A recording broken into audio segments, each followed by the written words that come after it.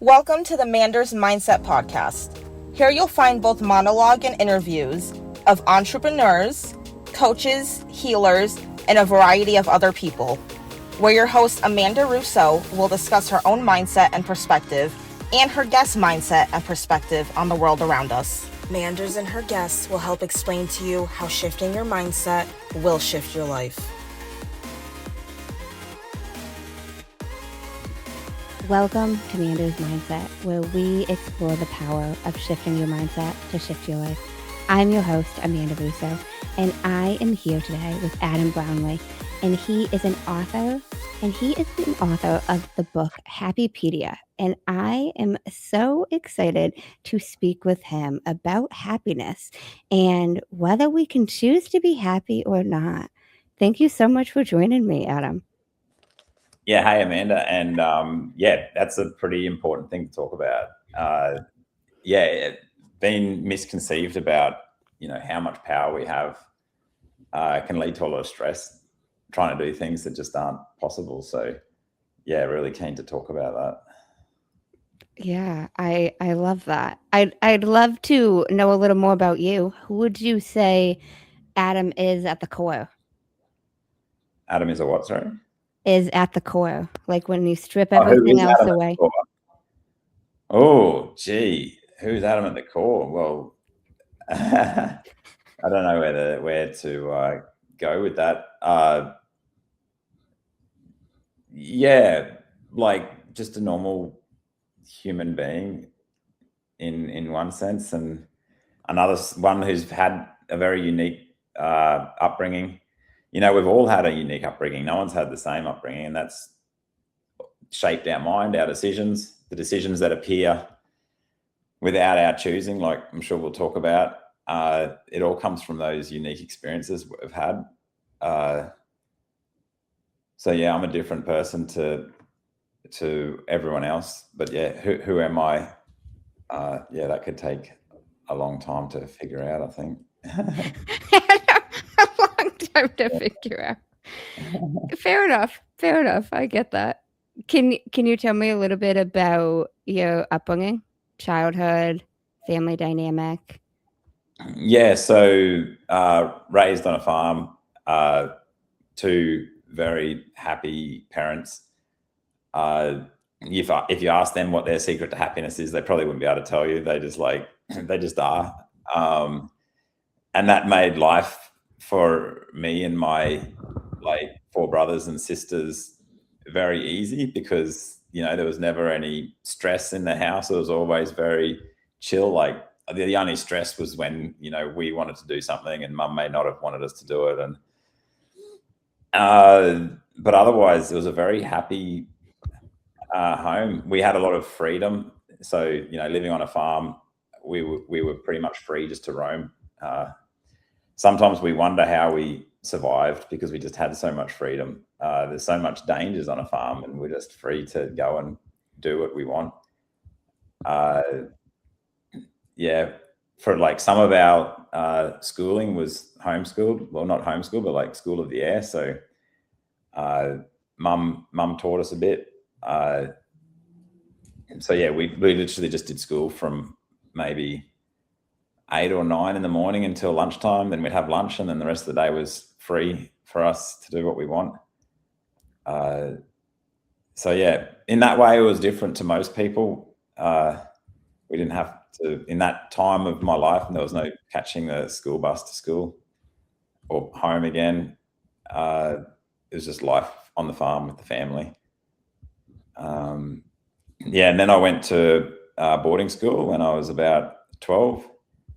That's another unique experience that a lot of people don't get, like leaving your family when you're 12 and spending, most of the year a 10-hour bus ride away from them, growing up in a boarding house just full of other kids. So it was like going from one extreme to the other, going from like just living with your family, that's it, and not seeing anyone else, to never seeing your family and being 24 hours with other people, with other kids. And it was a big contrast there.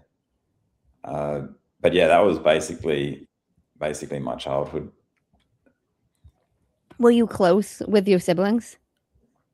Yeah, still are. Like, so super lucky. We've got no like animosity between any of us. Like, all of us get along really well.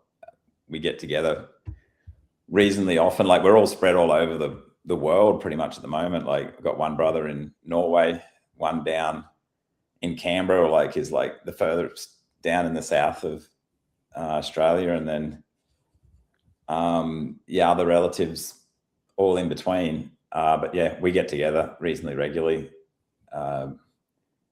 and yeah, we're not the type that like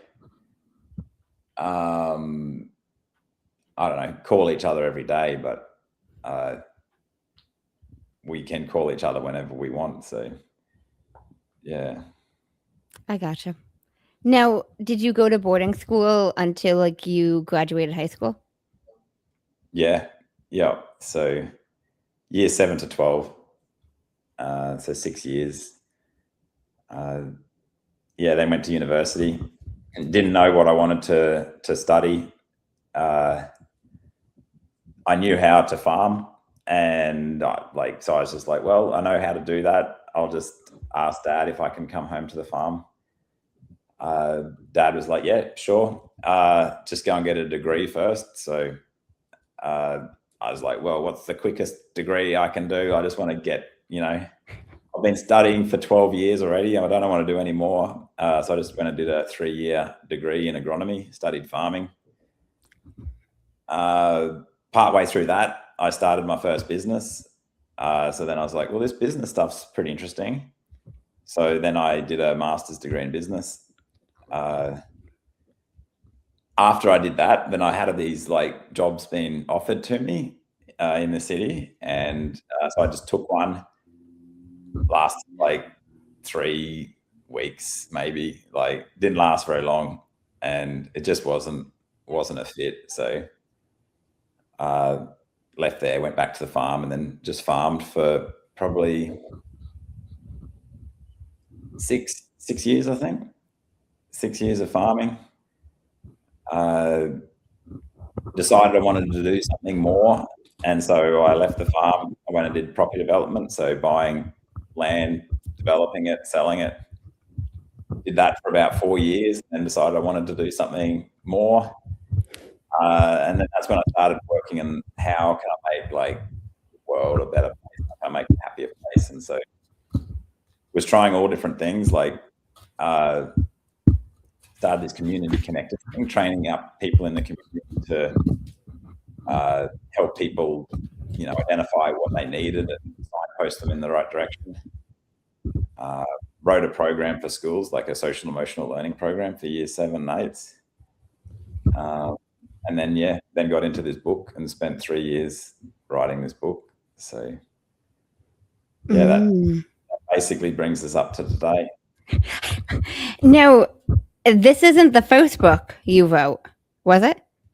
Yeah, no, second one. First book I wrote, I really wanted to share this philosophy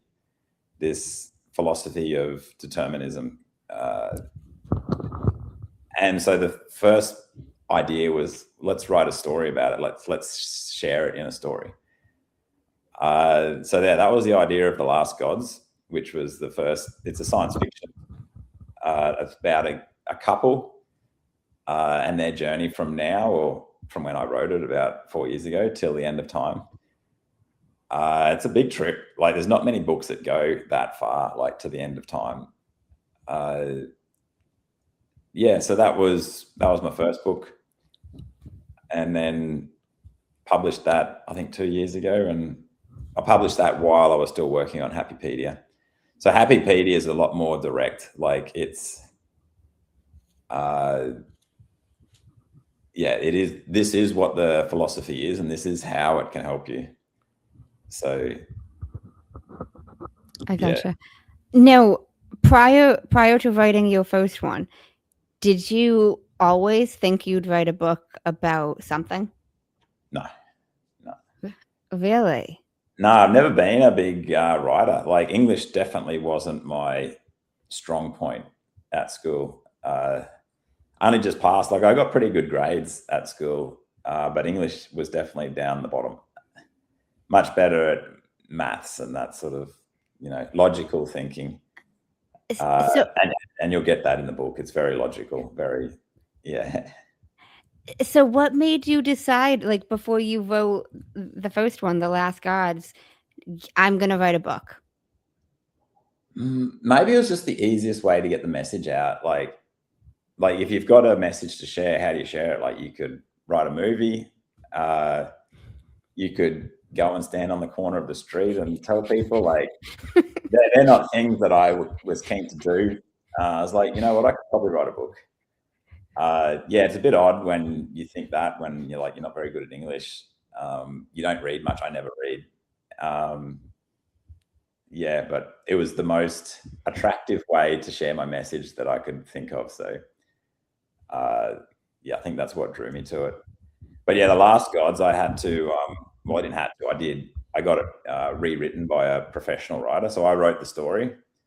It was about 15,000 words, and I wanted it to be a novel, which I think you need like 50,000 words or something like that. So then I hired a professional. I was like, hey, this is my story. Can you make it beautiful? And she did. Like, it's an absolutely beautiful read, but still shares that story that I wanted to share. Happypedia is 100% my words. So yeah, completely different read. If you read the two books, you'll see a massive contrast between the two. Okay. And now Happypedia, what made you decide you were going to write a book on happiness? Yeah, lots of things. Like I said, I've always wanted to share this philosophy. And while, waiting in, I just happened to be in Tbilisi at the time. Just the thought,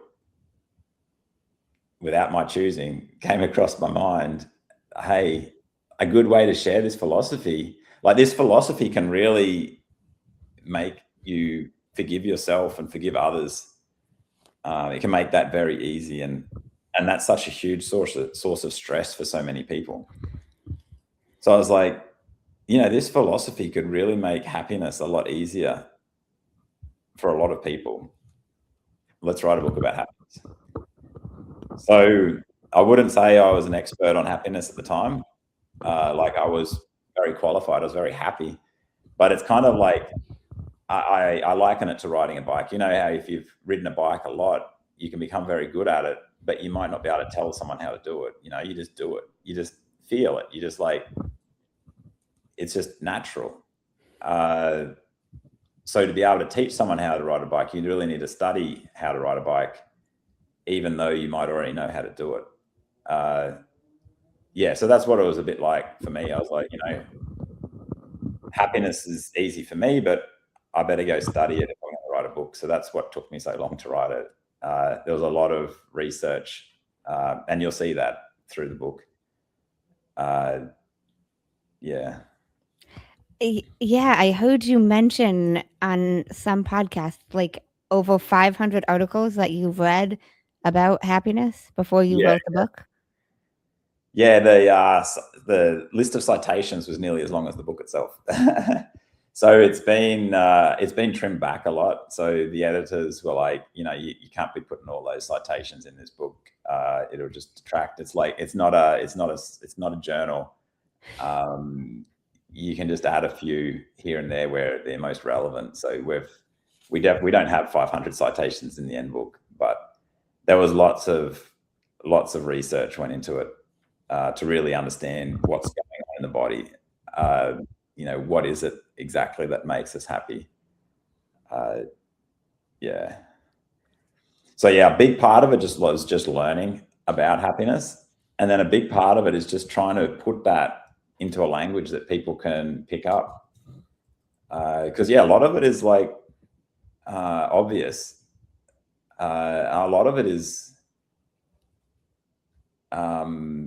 logical, but so different to what we've been told that it's very hard to put in a language to, like, break down all these myths and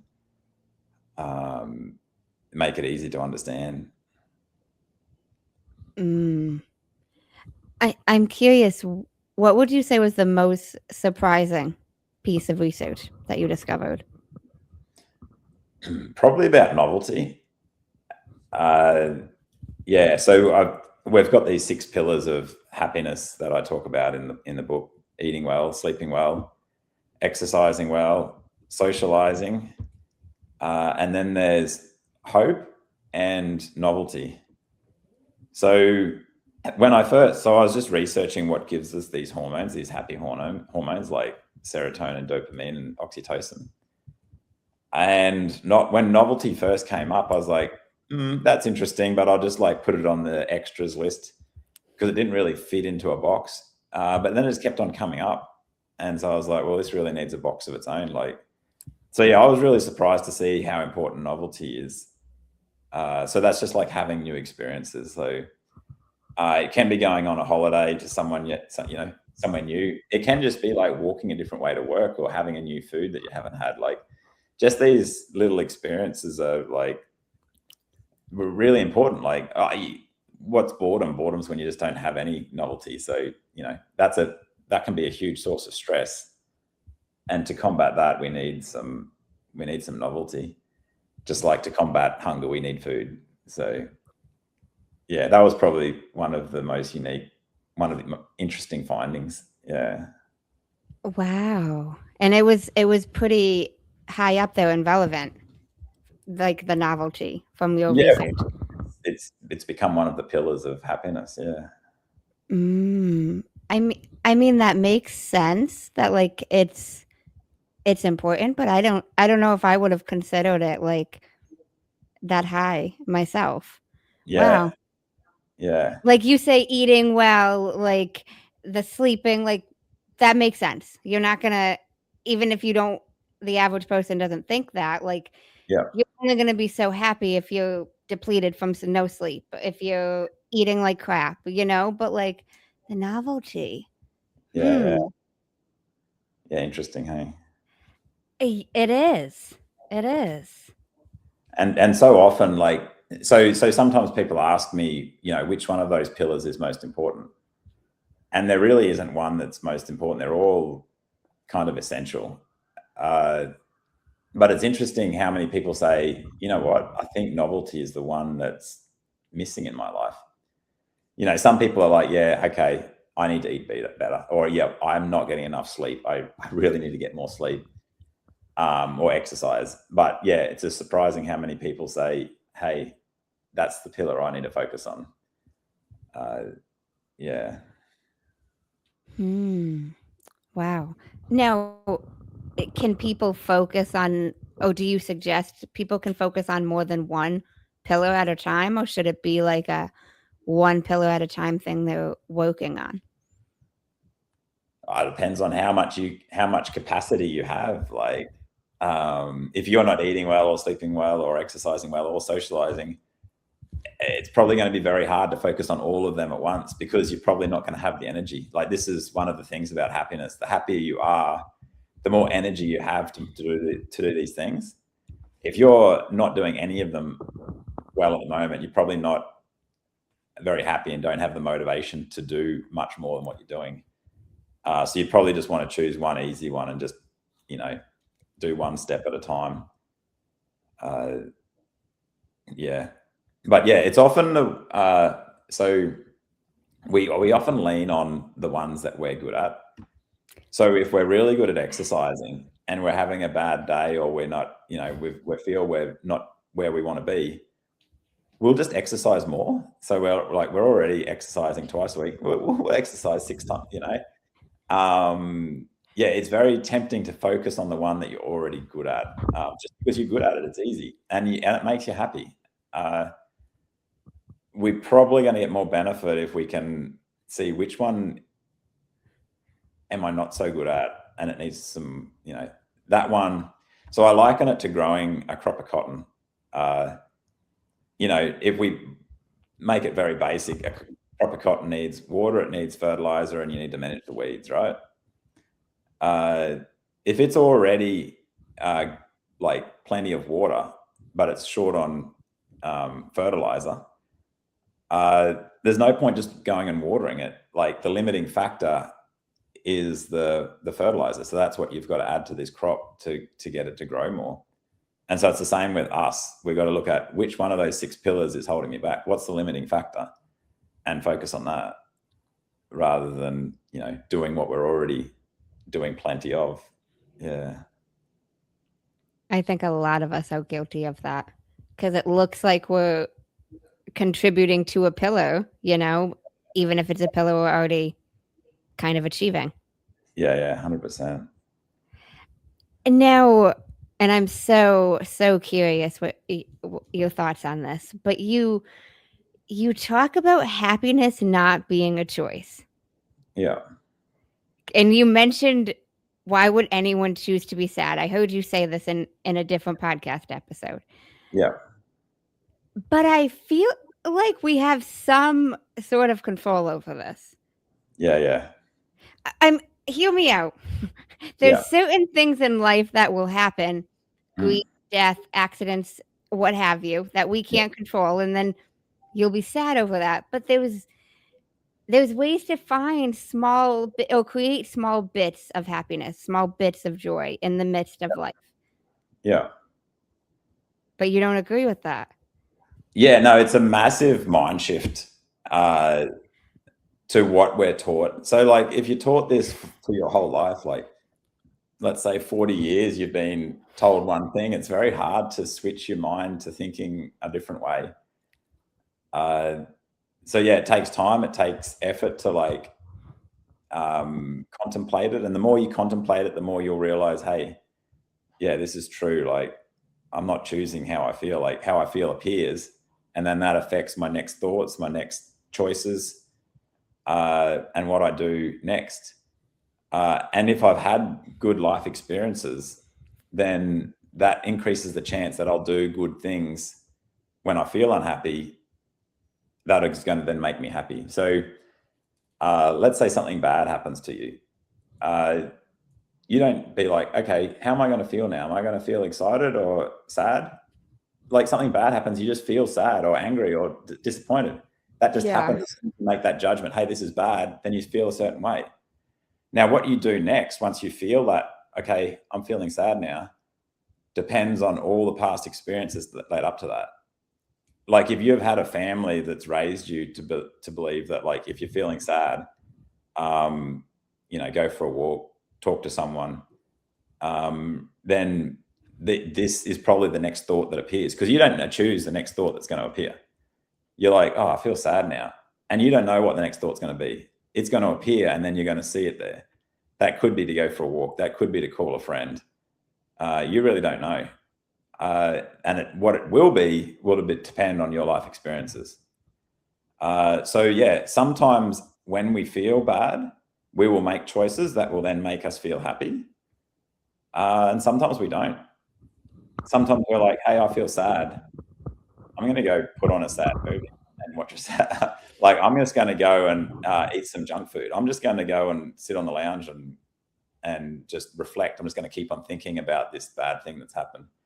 Like, there's all these choices that we could have, and we don't know what that choice is going to be until it happens. But that choice that we make is a result of our past experiences, like what we've been told, what we've read, the genes that we have.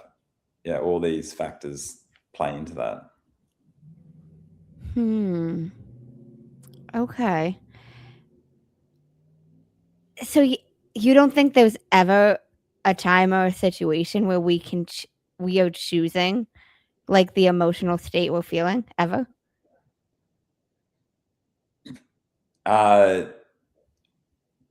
So there's certain things that we can choose. Like, I can think about, so first of all, we need to talk about what a decision is. What's a decision?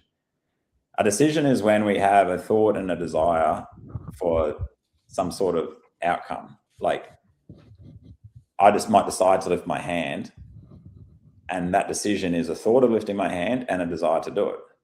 If I just have the thought of lifting my hand, that's not a decision. It's just a thought. So we need to have the thought and the desire. So I've just had a thought and a desire to lift my hand, so I've lifted my hand. So I've made a decision to lift my hand. I can't make a decision to like dilate my pupil.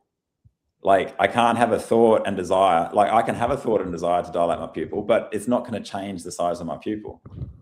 There's certain things that don't happen after we make a thought, have a decision.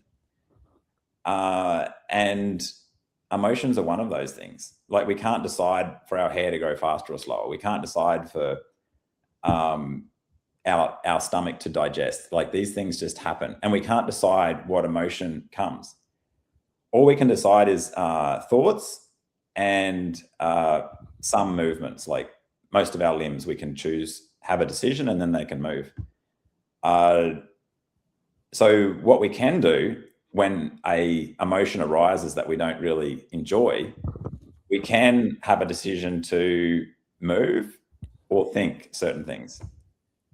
So let's say something bad happens and all of a sudden these emotions come over me that are a bit uncomfortable, and I want to, have more positive emotions.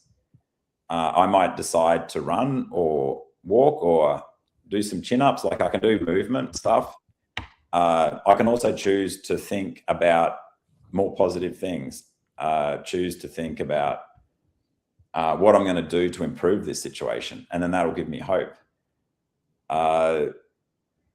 But we can't really choose to feel excited or, yeah.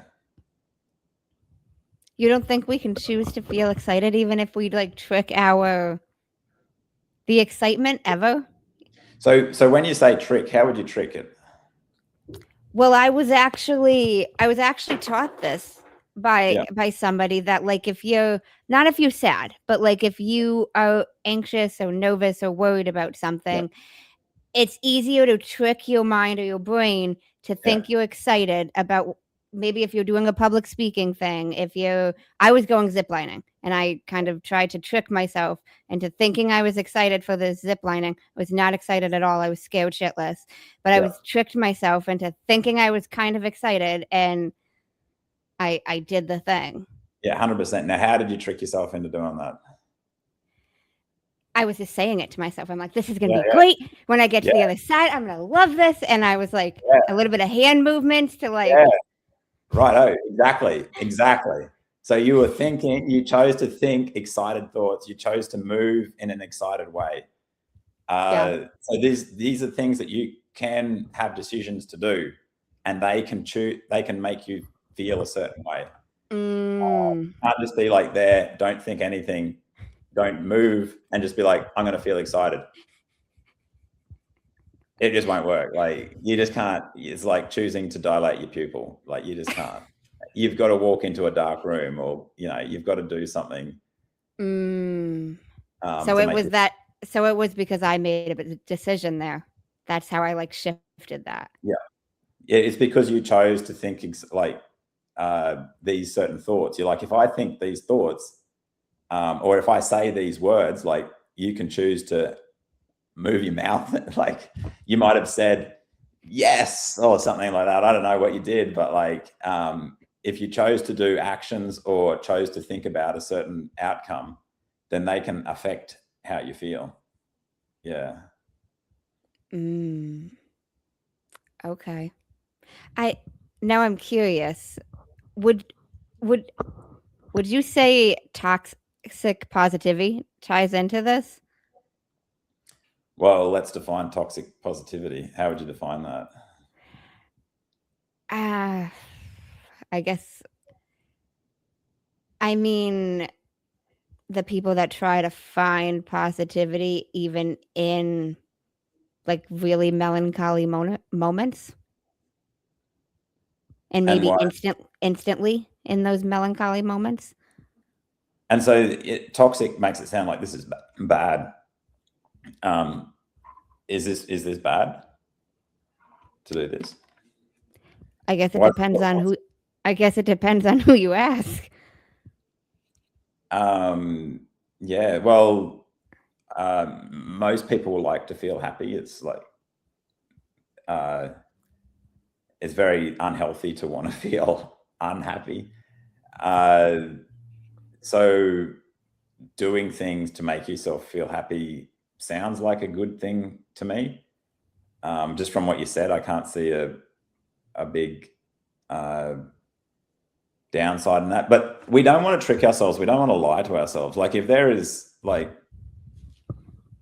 if something isn't true, there's no point telling us our true, because like the universe will soon prove it's not true. It's like someone saying, like looking in the mirror and saying, I'm skinny, I'm skinny, I'm skinny, trying to convince themselves that they're skinny. You might think it for a little bit until you walk down the street and someone says something or looks at you a certain way and you're like, I'm not skinny. Like the universe will point out if you're trying to trick yourself, that it'll pull you into line. So there's no point telling yourself lies. If there's nothing good about the situation, you're probably wasting your energy trying to tell yourself that it's good. You're better off looking at what you're going to do about this situation to cause a good outcome. You're going to be like, hey, look at this shit outcome. This is not what I want. What can I do about it to get to where I do want to be? Like, what can I do to make this a good situation? It can be a waste of energy trying to convince ourselves of something that's not true. I like that comment. What can I do to make this a good situation? Yeah. And like shifting that. Yeah, because that'll give us hope. So like hope is so powerful. You mentioned that as one of the 6 I don't think I would have even guessed that. Yeah. So like I said, when you were trying to change how you felt about feeling excited, a big part of that was the thoughts that you have. So thoughts like have this massive, impact on us.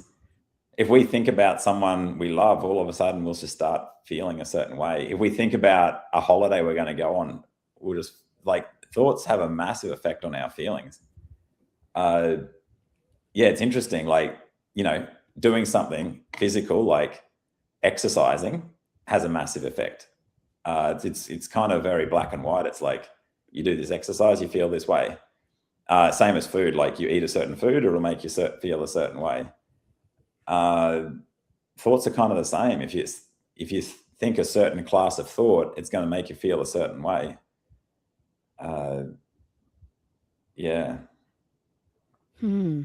So hope is the thoughts that are in your head? So it's a judgment that, what we've got is good and we're going to continue to have it, or we're going to have something good in the future. So we're always chasing hope. We're always chasing more. And that's really healthy. Like, it's not something we should try and stop.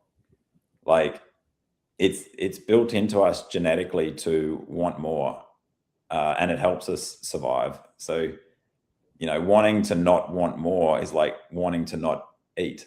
Like, we need to eat to survive, and we need to we need to think positive things. If we don't think positive things, we end up being classified as depressed.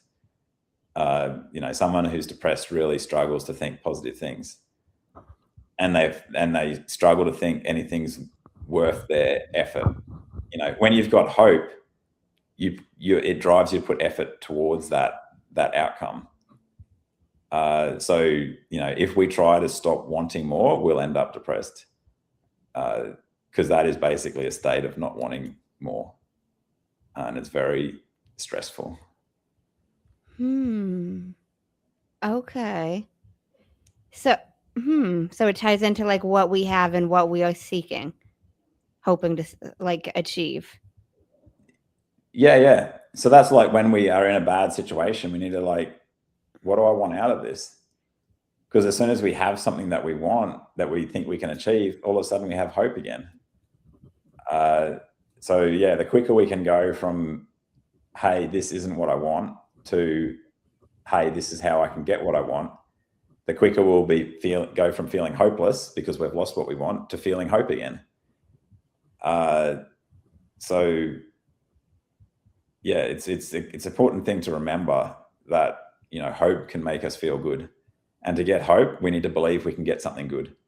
So if we're not feeling good, think, how can I get something good? How can I get something good? Okay, I like that. Yeah. Would you consider happiness and joy the same thing?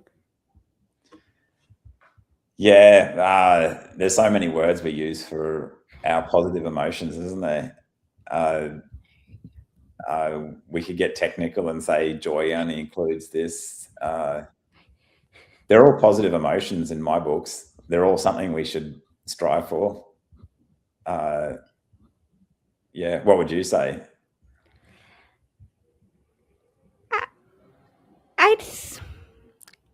I consider them a tad differently. Yeah. And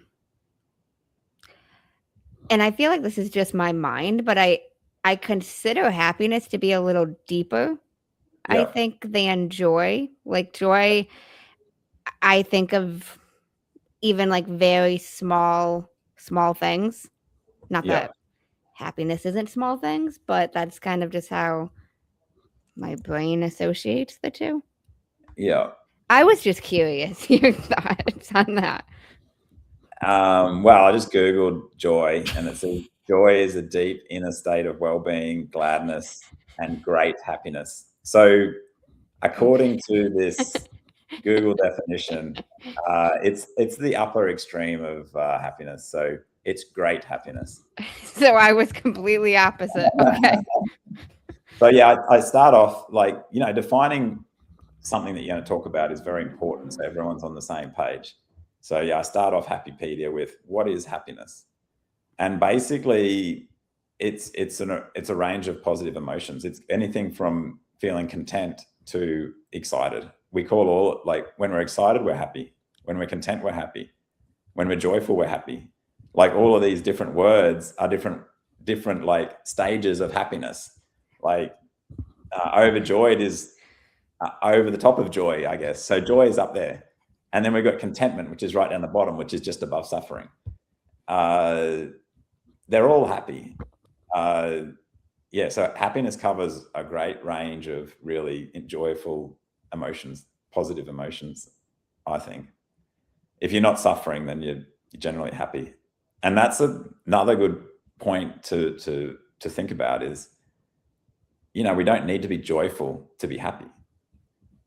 Generally, if we're not suffering, we would call ourselves happy.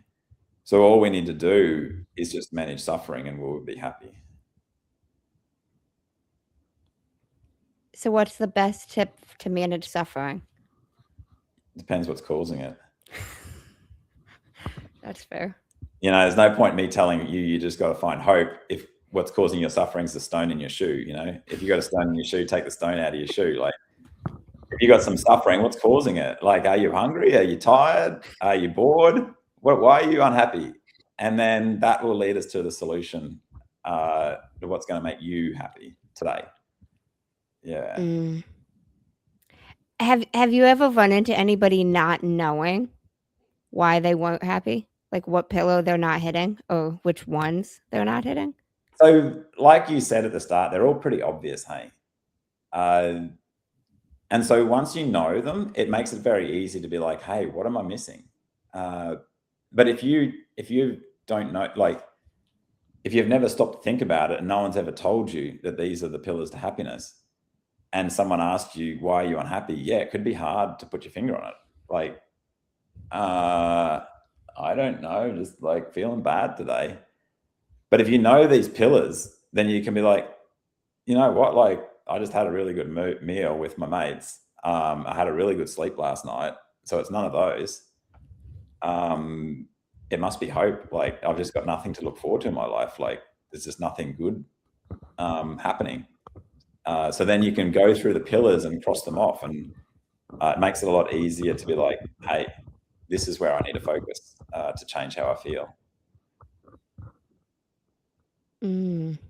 That makes sense. Now, how did you come up with the name Happypedia? Because of all the people who read my drafts and they're like, man, this is hard to read. This is just like reading an encyclopedia. Like it's not have you read much of it? No. Yeah. No. It's very like, I'm a very logical guy. I'm very black and white. I'm very science based. And so that's the type of book I wrote. It's no Last Gods. Like if you want a fun read, an enjoyable read, Last Gods is like a good story book. Yeah, it kind of reads like, this is the feedback I got. Like it reads like an encyclopedia. So I was like, well, let's be upfront about this. Let's tell people what they're getting in for. Yeah, it's not like a lot of positivity books that are like, you can do this, that are really feel good, that they're designed to make you feel good. This book's designed to teach you what you need to do to make yourself feel good. So yeah, that's where Happypedia came from. It just came from feedback, like, this is what this book's like. Yeah. Were you intending to make it encyclopedia like, or it just happened to be that way? My intention was really to like teach people how to forgive. It kind of just came out this way because that's who I am at the core. The core is a very logical, black and white, science-based person, and so yeah, that's what the book that ended up coming out. Yeah, I think someone else could probably rewrite it into a different book that might appeal to a wider audience, but yeah. Now, how does being happier help us forgive? No, forgiving helps us feel happier. Okay. But I can answer your question. This happiness helix, the happier you are, the easier it is to do things that make you happy. So really happy people find it very easy to go for a run and to exercise, like to eat well, because like they've got energy. They got, they get home from work and they're like, righto, let's go for a run. Let's like cook up a storm. Whereas someone who's stressed, they get home from work and they're just like, I just want to lay on the lounge and order some KFC. So the happier you are, the easier it is to do things that make you happy. And one of the things that makes us happy is forgiving. If you don't forgive, you're going to carry this stress. All you're going to be thinking about is these bad thoughts. And like we talked about before, what we think about really affects how we feel. But if you can forgive, then all of a sudden those thoughts wane. So yeah, forgiveness is very important. And the happier you are, the easier it is to forgive. Like, if you've had a terrible day and you're really stressed, you haven't eaten very well, you're tired, and someone has done something to you at work that's like really got under your skin, you're much more likely to carry that and just be ruminating on it for the rest of the day.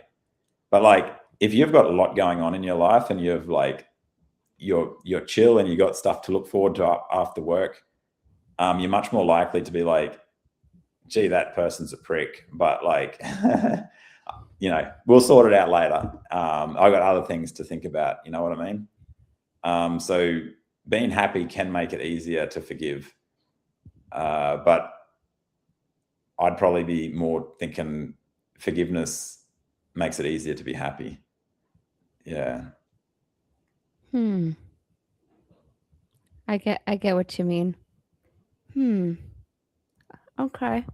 Now, I'm curious, and I ask all the guests this, and I'm sure you have had many, but I'm curious what you would say has been the biggest aha moment you've had in your life, where you realized something different about the world. Yeah, that was probably walking down the Brisbane River with my friends, Jack and Andy. This was just after I'd finished university. And I don't know how we got onto this topic. Like, we often talk about deep things. But yeah, Jack, he, got a stone and threw this stone. And he's like, you know what? Our life is just like the path of this stone. Like, where it lands depends on how much force I apply to it, the angle I apply that force, the wind, the temperature, all these other forces that are acting on that stone, the shape of it as it flies through the air, determine exactly where it's going to land. And we are exactly the same. Like, all these forces are acting on all the matter in our body and determining how they move, and that determines the decisions we make. So where we land at the end of our life is destined. And that was like, yeah, you can't argue with that. Like, I know it doesn't feel like that, particularly because we've been told that, the world works a certain way, but from a logical and from a scientific perspective, yeah, you really can't argue with that. And knowing that really makes forgiveness easy, because when you know that and someone does something that offends you, you're like, well, it's not their fault. They didn't choose the life that they had. Like, they were born with certain genes that they didn't choose. They were born into a certain family that raised them a certain way. They, happen to have certain kids because they happen to have certain friends because they happen to go to a certain school. Like, all these things shape them into the person they are. And then that determined what decisions they made. You would have made a different decision if you're in their spot, but you've had different life experiences. So when you know that it's not their fault that they did what they did, then it's very easy to forgive them and be like, well, that was a pretty wrong move that they just made, but it just sucks because their life they've had, it's not their fault. Wow, that must have been a very reflective moment for you when he said that. Well, yeah, I didn't think about it much at the time. I was just like, yeah, that's so true. And I think the conversation went on, but I definitely thought about it a lot in writing this book. And that's like many things. The more you study something, the more you understand it, the more you,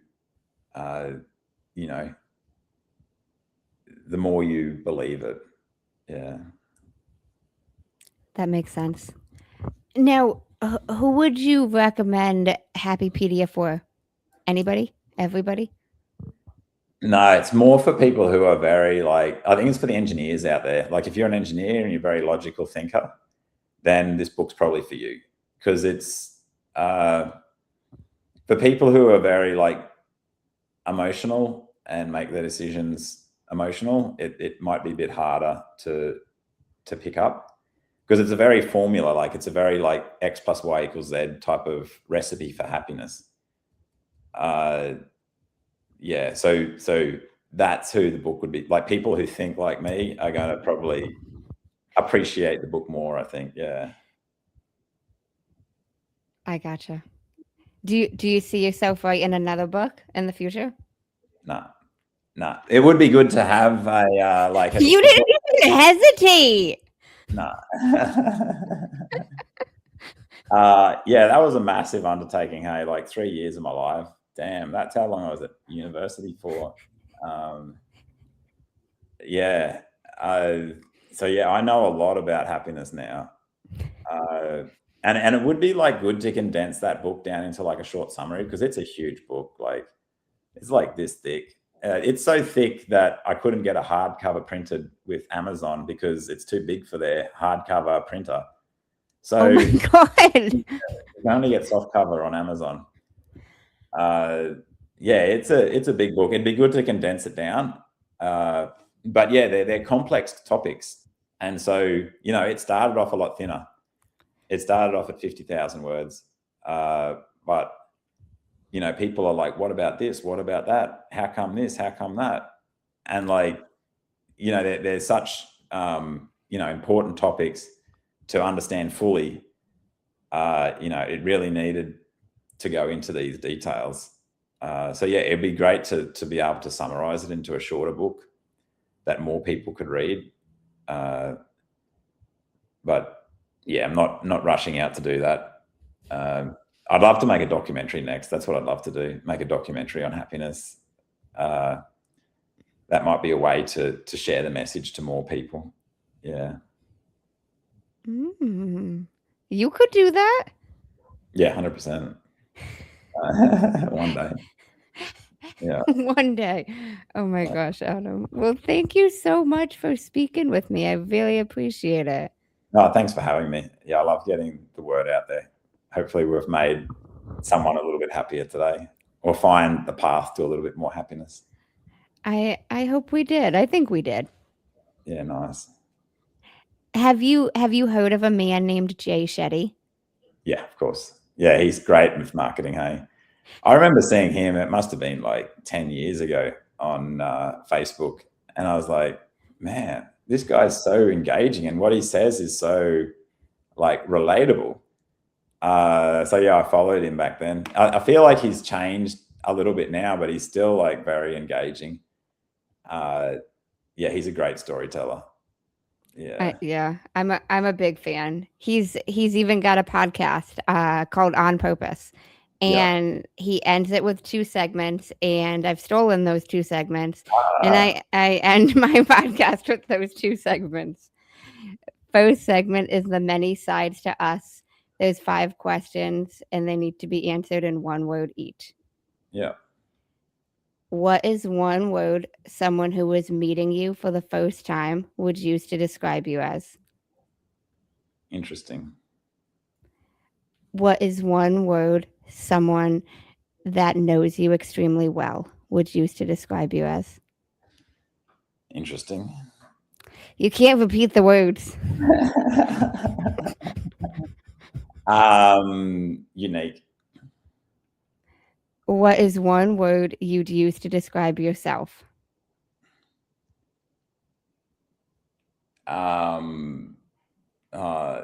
That's 6 words. It needs to be a new word. There's a lot of words in the dictionary, and you wrote a very big book. Yeah, it took me 3 years to do that. So give me a few seconds to think about this. How would I describe myself? Logical. What is 1 word that if someone didn't like you or agree with your mindset would use to describe you as?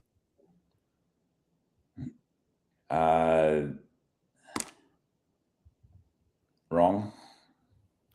What is 1 word you're trying to embody right now? Intelligence. Second segment is the final 5, and these can be answered in a sentence. Yeah. What is the best advice you've heard or received?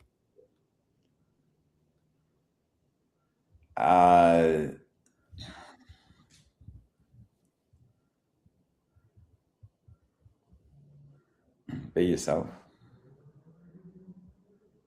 Why is that the best? Well, I couldn't think of the best, so I was just like, what's some good advice? Yeah, like. Well, why is that what you chose as good advice? It's so easy to be yourself. It's so hard to be someone else because you don't know how to be them. All we see of someone else is just a reflection of who they are. So we don't know what we need to do to be that reflection. If you don't like who you are, then like work to change that. But like until you change, you still just need to be who you are. That's true. What is the worst advice you've heard or received? Just choose to be happy. Why is that the worst? You just can't. It's not possible. You can choose to go for a run. You can choose to like think positive thoughts, but you can't just choose to be happy. And then it makes it a lot easier to forgive yourself for feeling unhappy because you're like, well, I can't choose to feel any other way. Like this is the way I currently feel. And, sometimes we just don't know what to do to make us feel differently. Like we try to think positive thoughts, but then, seconds later, these uncomfortable thoughts come back again. Like we didn't choose to have them. if we could choose our thoughts, we would have chosen to think more positive thoughts. But like, and so until we can identify, until we can learn what we need to do to make more positive thoughts come, we just need to appreciate that we don't choose these thoughts. Like, we don't know what our next thought's going to be until it appears. And when it appears, it's like, oh yeah, I understand why I thought that, but we didn't know we were going to think that until it happened. That makes sense. What is something that you used to value that you no longer value?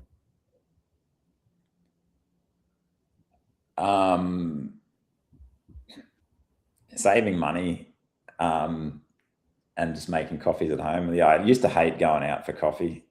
I used to think it was such a waste of money. You know, like, you can make a coffee at home for cents. Why would you go out and spend $5 on a coffee?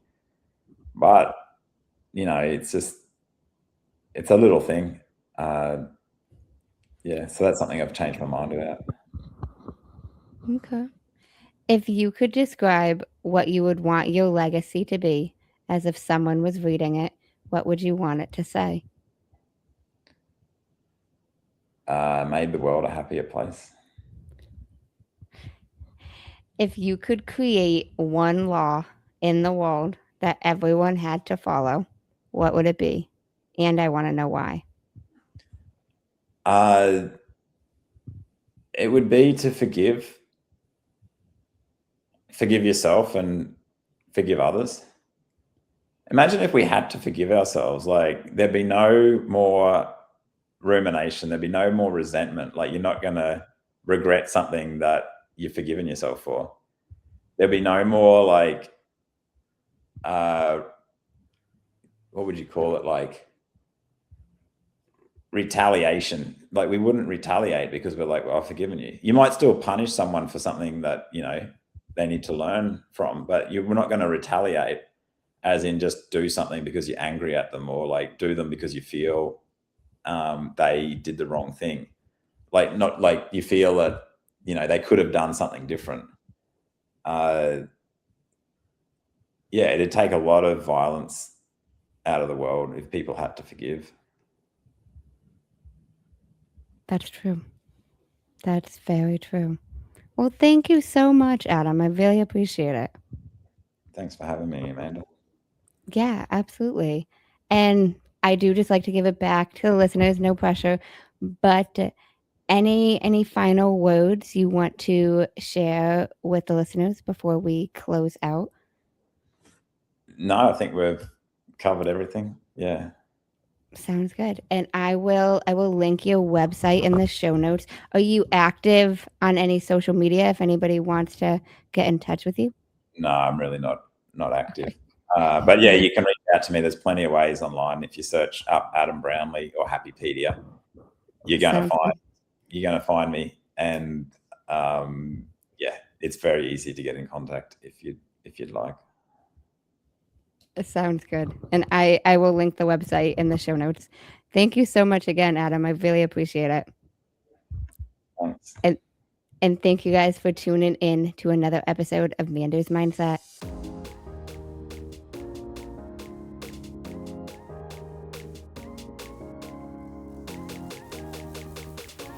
In case no one told you today, I'm proud of you. I'm rooting for you. And you got this. As always, if you enjoyed the show, I would really appreciate it if you would leave me a 5-star rating, leave a review, and share it with anyone you think would benefit from this. And don't forget, you are only one mindset shift away from shifting your life. Thanks, guys. Until next time.